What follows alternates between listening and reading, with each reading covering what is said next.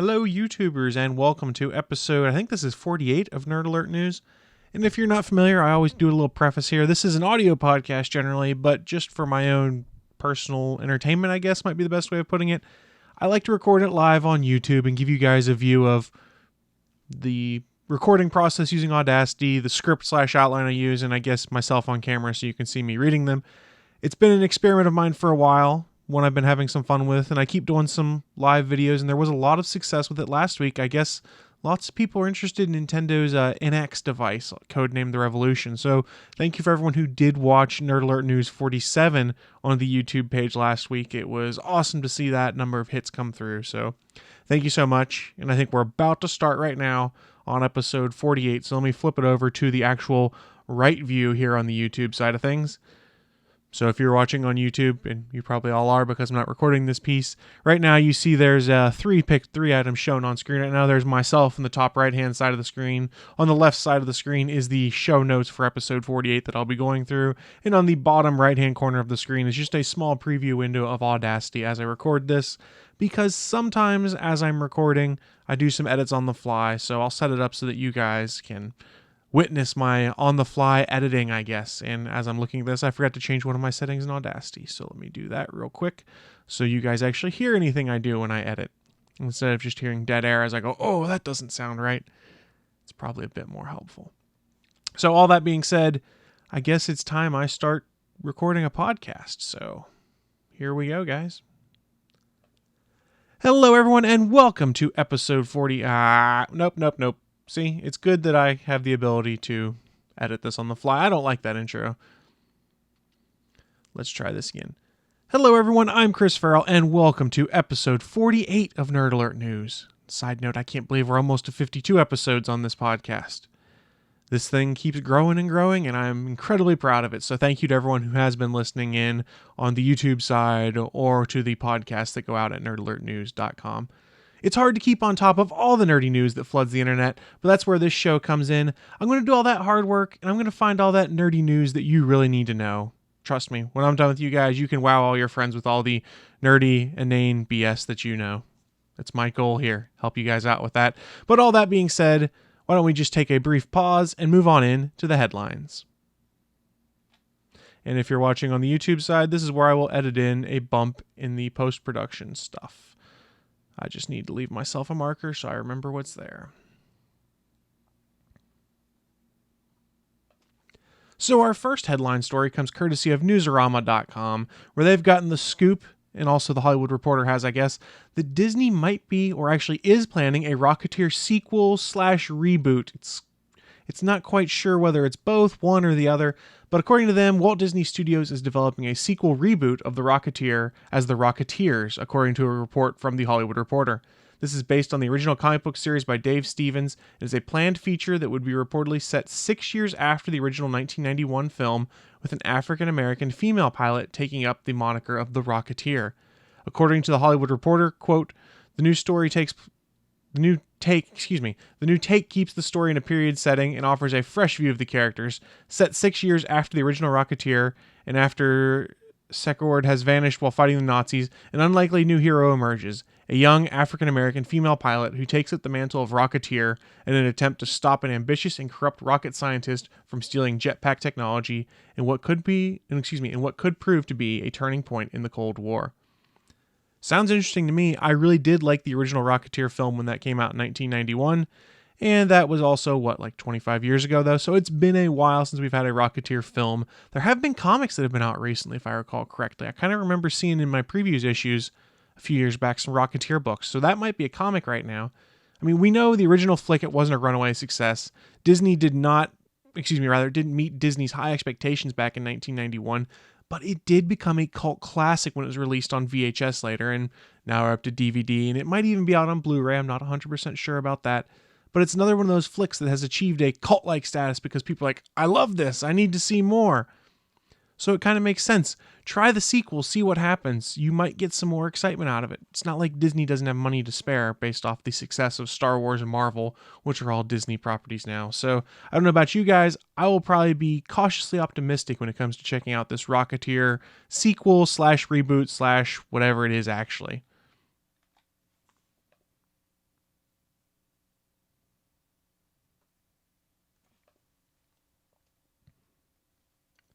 All right, we're going to get started on the second headline story in just a sec.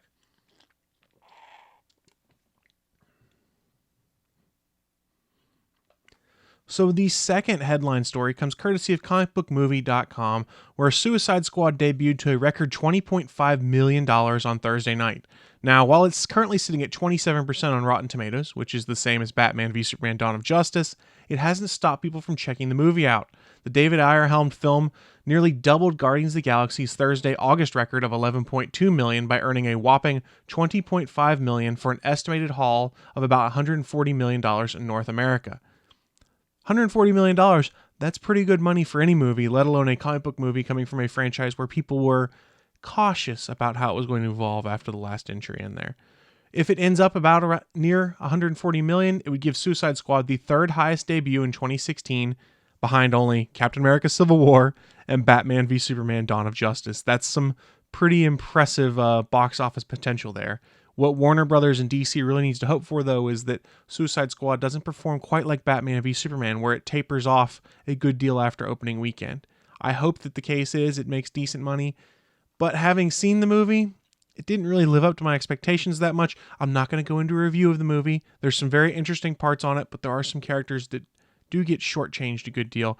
Go and see the movie for yourself before you make your opinions and be like, oh, it's a terrible movie. You can't say that unless you've seen it. Some high-level observations I had: Margot Robbie is fantastic as Harley Quinn. She does a nice blend of the Harley we know from the Arkham video games and from the animated series. Very well done. Will Smith is Deadshot. I did enjoy him. He's sort of like the 1A or the 1B lead character. Pretty much your main two characters are Harley and Deadshot, which I had a lot of enjoyment with.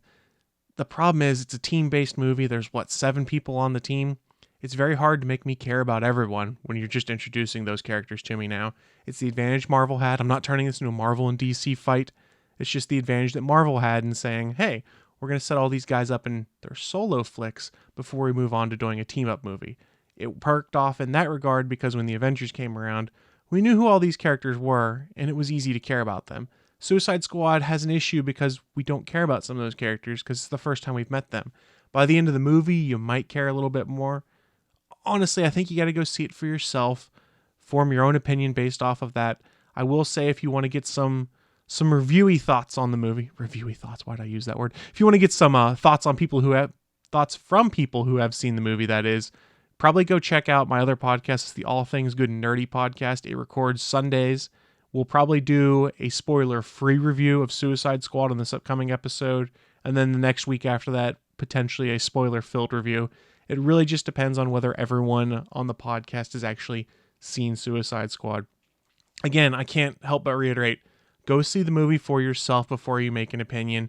I think it's better than a lot of people are saying. Now, I don't think there is a conspiracy theory from the critics out there to shut down DC Comics movies and give them poor ratings. I don't have this in the script, so I'm going off script here. There was an article that came out probably Thursday or Friday this week of DC fans who filed a change.org petition to get Rotten Tomatoes shut down because they are unhappy with the ratings for Suicide Squad on Rotten Tomatoes right now.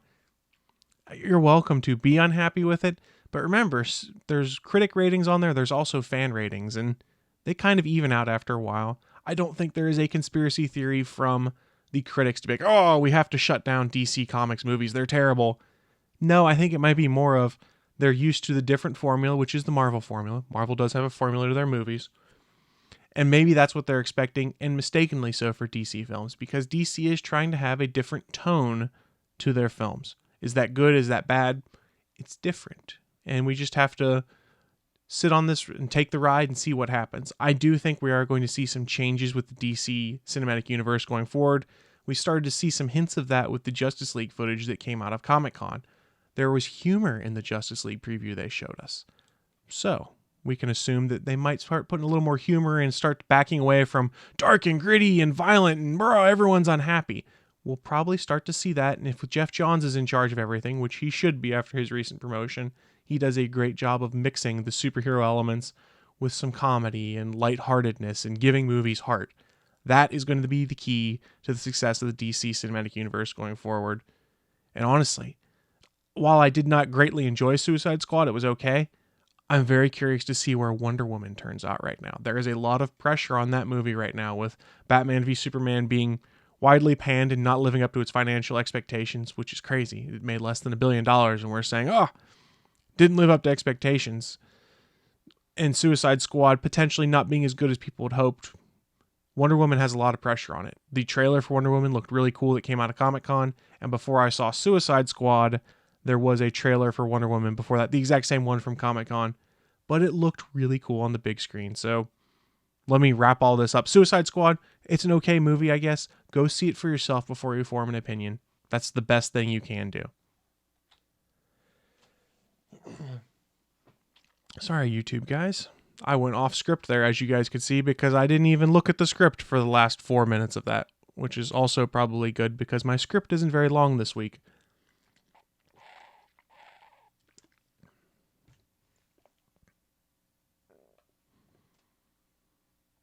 So we have one last headline story before we move on to other topics.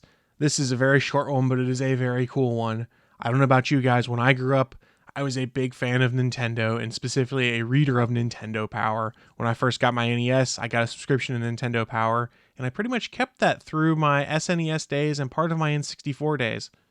Nintendo Power was my go-to gaming mag when I was a kid, so I was pretty sad when a few years back Nintendo Power wrapped its run. We didn't get any more issues coming out. Well, for those of you that are like me and grew up loving Nintendo Power and love the nostalgia of seeing those old back issues and have leafed through your friends' old back issues when you visited them, good news for you guys. Every issue of Nintendo Power is now available online for you to view for free, and it is not illegal. You can go to archive.org, and Nintendo Power is available for you to read right there. You pull up the screen right now, and it is issue 1 from July 1988. You guys know I record this on YouTube when I do it live, so I'm actually going to pull up on archive.org, if it'll actually load, the Nintendo Power collection that is on there. Yes, and if you're watching on YouTube, there it is, issue number 1 of Nintendo Power. How cool is that? I'm bringing it up right now. This is the first time I've actually looked at it, so we're going to get this live nostalgia play. Well, it's the cover. And you can literally flip through it. Oh, wow, there's some dated 80s clothes in there with rolled up jeans and high socks. This is so cool. Super Mario Bros. 2 being the featured story, Major League Baseball. You go check it out for yourself. All of the Nintendo Power issues on archive.org. It's a huge nostalgia play. You can go to archive.org/details/Nintendo Power to find it. The link is also available in the show notes. Just go to bit.ly/nerdalert48 and that will take you to the show notes.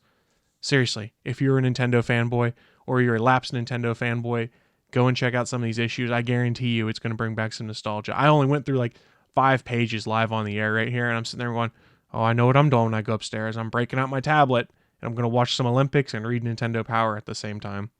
Because there are some issues I would love to go back and see, especially in the N64 time period when Shadows of the Empire came out, because there was tons of awesome coverage in Nintendo Power. So check it out for yourself. Nintendo Power available online, and it is freaking awesome. But before we move on to the in-depth story this week, I do like to remind folks that Nerd Alert News is in fact part of a network of podcasts. You can find them over at GonnaGeekNetwork.com. There's 17, 18 different shows on the network, and we like to jokingly say we've got something to tickle your nerd fancy, whatever it may be. This week, I do want to highlight one specific episode like I try to do each week. This is episode 24 of the In Defense Of cast. It's entitled By the Fans, For the Fans. Joined once again by Lauren of Legends of S.H.I.E.L.D. and the Strange and Unusual podcast, we explore the broad spectrum of fan fiction as a new frontier of alternate universe, expanded universe, and industry acceptance. It should be pretty cool. I will say I have been known to dabble in the readings of the fanfic from time to time in my life. When I was probably in my mid-teens, I tried to write Star Wars fanfic, and it was absolutely terrible. You can probably find some of it online. It was on the Force.net's message boards, and I think I had a fanfiction.net profile when I was writing it. I was not a very talented fanfic writer because you'll probably hear this term in this podcast. I like to rely on Mary Sue's and Gary Stu's a little too much and didn't realize it because at age 16, I'm like, this overly powered character is the greatest guy ever. No, it really makes for not so much fun reading. The writing is fun because your super character can do everything, but the reading part of it, probably not so much fun for my readers, and that's probably why I didn't have a lot of people that read the fanfic I wrote when I was in my teens. But I have not yet listened to this episode of In Defense Of. I am going to go and listen to it because I will be honest, having written it in the past and having dabbled in reading it from time to time now, it's a fun topic. And what do I mean by having dabbled in reading it? Mass Effect 3. I despised the ending originally, so in order to get a better ending for myself, I read fanfic on it that made me feel much better about how Mass Effect 3 originally ended. I have no problem admitting that. I've also read Harry Potter fanfic. There's all sorts of stuff I've read.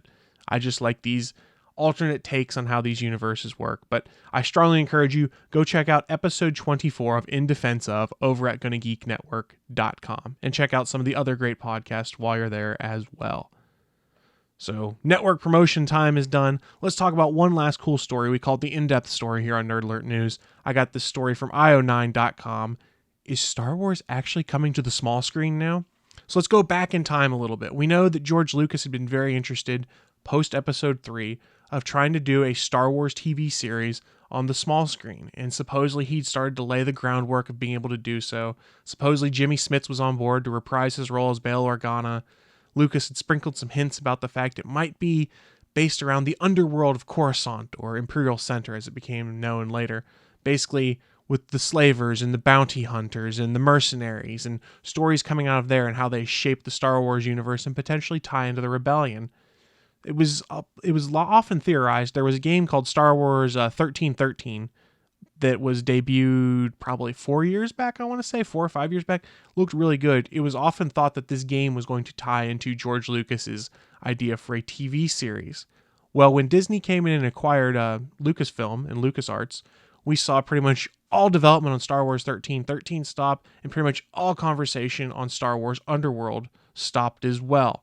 So we're kind of left with the thought that, okay, Disney's going to focus on the movies and the comics and sell out the rights to the games so that people can make games for them. Guess this TV side is not going to happen. Well, there is a chance that it might. ABC Entertainment President Channing Dungey spoke at ABC's panel at the Television Critics Associates press tour. He was asked about the possibility of Star Wars coming to the network now that it's firmly entrenched at the parent company of Disney. Dungey actually confirmed that talks are ongoing between ABC and Lucasfilm about a Star Wars show. According to him, he said, "As a fan, I would absolutely love to say yes. We have had conversations, and we will continue to have conversations with Lucasfilm. It would be wonderful to extend the franchise." So let the Star Wars fanboy version of me just geek out for a second and go, "Eek, we might be getting Star Wars on TV," because it would be awesome. I've enjoyed a lot of the cartoon series we've had lately. Clone Wars got really good. I didn't like it at first. It got really good. Star Wars Rebels is fantastic. I was not converted until near the end of Season 1. Season 2 was brilliant. The Season 3 trailer looked really good. So there is room for Star Wars on TV. You just have to make it tie in correctly. So the question would be, when would they set this TV series? Is it set in between episodes 3 and 4? Is it set between episodes 6 and 7? Or is it set sometime in the current trilogy that's being produced? I have no idea. I think it would be really cool to do a series that's set between episodes 6 and 7, but it's tough to do because if you wanted to bring in any of the original actors from the original trilogy, they have aged a good deal, and if this series is only taking place a few years after Return of the Jedi, they've probably aged overly so to return as their characters. So I have no idea where a series might fit in. I have no idea if it'll even happen, but they have put this little seed of hope in me right now by saying, we'd love to see it happen, and we're talking about it. So now they need to water it, make it come to be, give me Star Wars on TV. It's not unheard of for Disney to take these movie properties and put them on TV either, because look what they're doing with Marvel right now. You've got Agents of S.H.I.E.L.D. on ABC right now.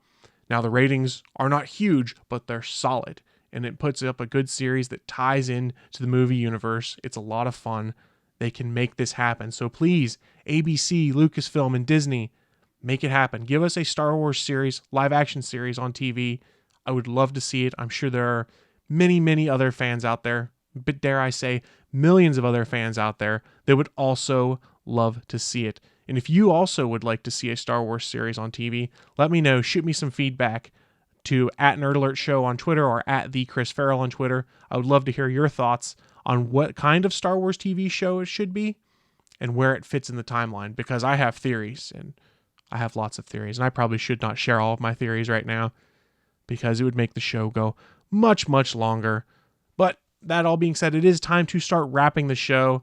If you want any more details on any of the stories I've talked about this week, you can find them in the show notes for this episode. Head on over to shownotes.nerdalertnews.com or bit.ly/nerdalert48. It'll take you to this script that you see when I record this live on YouTube, which has my plot points I've outlined for each story and a direct link to the story itself, so you can go and read it for yourself and see if I missed something you think is important.